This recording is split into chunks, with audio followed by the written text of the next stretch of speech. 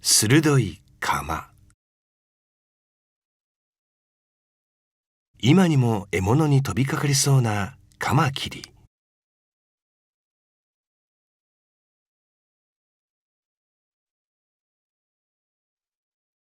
こちらは別のカマキリですが、実はこれ、京都の夏を彩る祇園祭の需要品。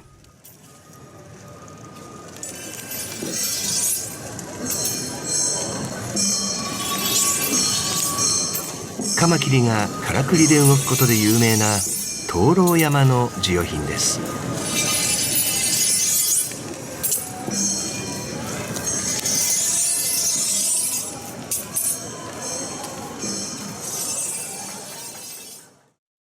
よく見ると、このカマキリには継ぎ目がありません。実はたった1枚の銅板から切り出されています。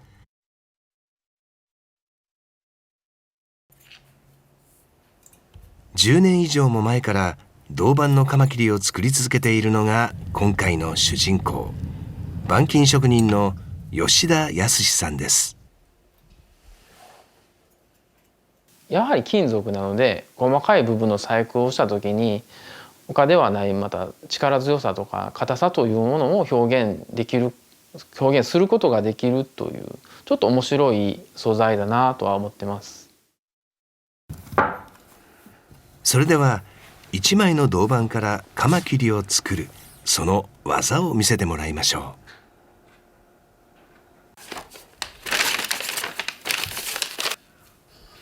12センチ角の薄い銅板を折り曲げます。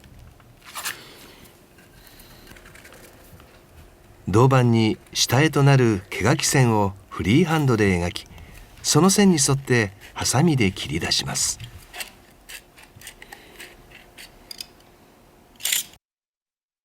銅板を切るのは専用の板金バサミです。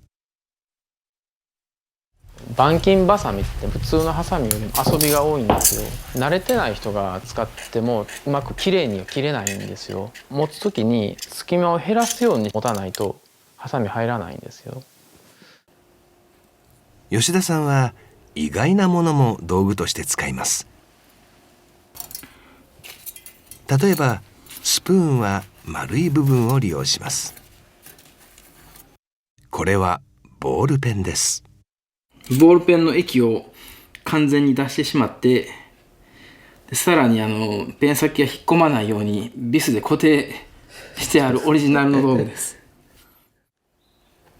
ボールペンの先のボールの部分が細かく柔らかな凹凸を作るときに便利なのです。吉田さんはリアリティを出すために1ミリ以下の細部まで作り込みます。本物のカマキリっていうのが目標にあって、ただひたすらそこに近づけていきたいっていう感じですかね。制作開始からおよそ4時間、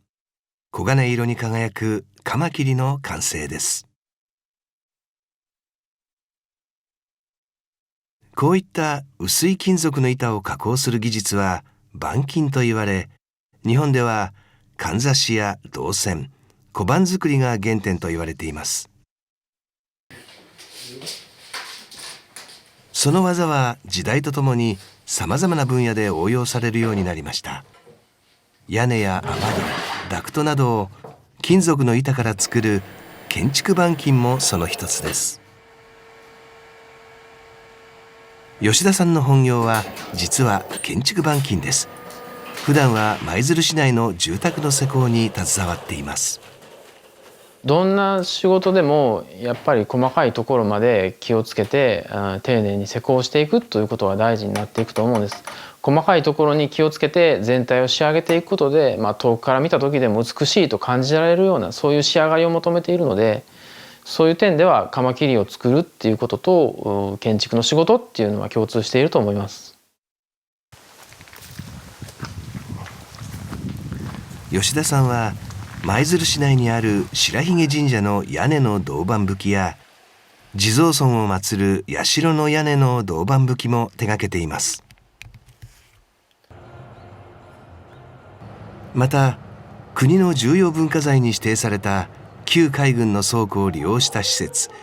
舞鶴赤レンガパークのカフェの厨房天井も吉田さんの施工です。厨房の壁にステンレスを貼るっていう工事はあるんですけど、天井に貼らせてもらうっていうのは僕にとっては初めての作業だったんです。こっちの端っこ「お出るか大丈夫か?」とか言いながらこう「行くで!」って言っても呼吸を合わせてもう一発勝負で仕上げないといけない一枚一枚、そういう大変さはありました。現場行っても私らがやったことのないようなやり方でいろいろ考えてやってます。水が入らんように、はい、だからね、今現在私は何も言うことないです。はい、今やってるカマキリなんかでも私ら見ててよくこれだけ細かいことができるなと、よう自分で考えてやってるなと私は思いますけどね。板金の技術を磨き続けてきた吉田さんは、厚生労働省が推進するものづくりマイスターに認定され、京都府からは2016年度の明日の名工として表彰されました。吉田さんは金属の中でも銅が好きで、板金組合技能士会の勉強会では銅を使った灯籠、銅の茶筒作りも教わりました。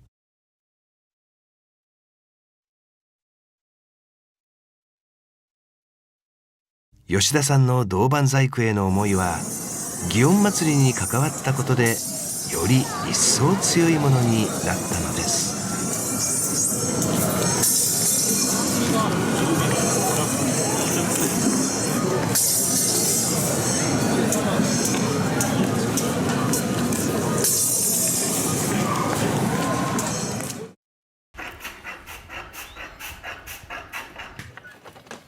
京都府舞鶴市在住の板金職人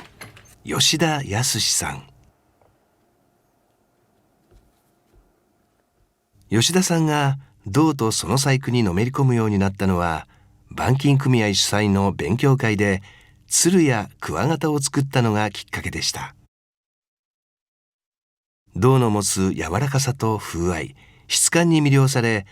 吉田さんの一番好きな昆虫カマキリを制作することを思いつきました。これは10年ぐらい前だと思うんですけど、最初にカマキリを作ってた時にすごく出来がいいと思って残してたものなんです。こう羽がなかったり、足が短かったり、顔のディテールがなかったりとか、今見るとやっぱり物足りない感じってあるんですよ。カマキリをずっと自分で作り続けてると、なんか自分の頭の中にあるイメージだけが先行しちゃっても作り続けちゃうんで。吉田さんは夏は生きたカマキリの表情だけではなく動きも観察し、冬場は写真や図鑑を見て常にカマキリの研究を重ねてきました。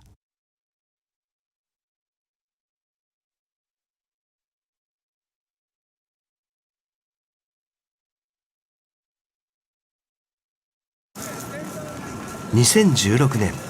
吉田さんに転機が訪れます。板金組合の理事長が懇意にしている祇園祭の灯籠山の関係者に紹介され、吉田さんのカマキリが授与品に選ばれたのです。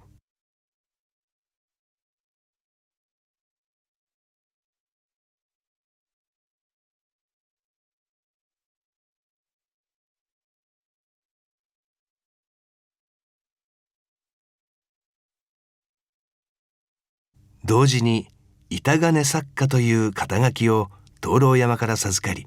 より一層銅板細工へのモチベーションが上がりました。前だったらちょっとぐらい失敗したカマキリだったら「あいいよこれあげる、欲しい」っていう人に「あいいよこれあげるよ」みたいな感じで人にあげたりとか、まあちょっとそれでも残してたりとかはしてたんですけど、やっぱりそれを誰かに見られるっていうのはそのカマキリの細工の品格とか品質を下げることにつながると思ったので、もう気に入らないやつはもう全部廃棄するっていうことに決めて、もう廃棄する量は増えました。吉田さんは今1枚の銅板を丸ごと使った作品制作を思いつき、試行錯誤を重ねています。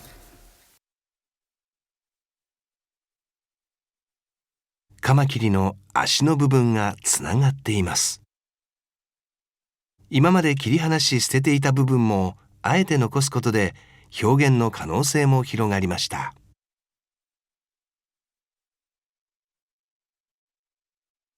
でつながっているという部分を利用して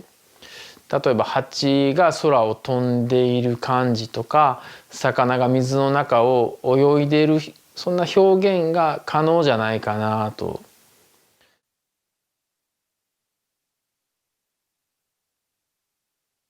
板金職人吉田康さん。銅板でカマキリを作る。神は細部に宿り、一枚の板から創造の翼が広がります。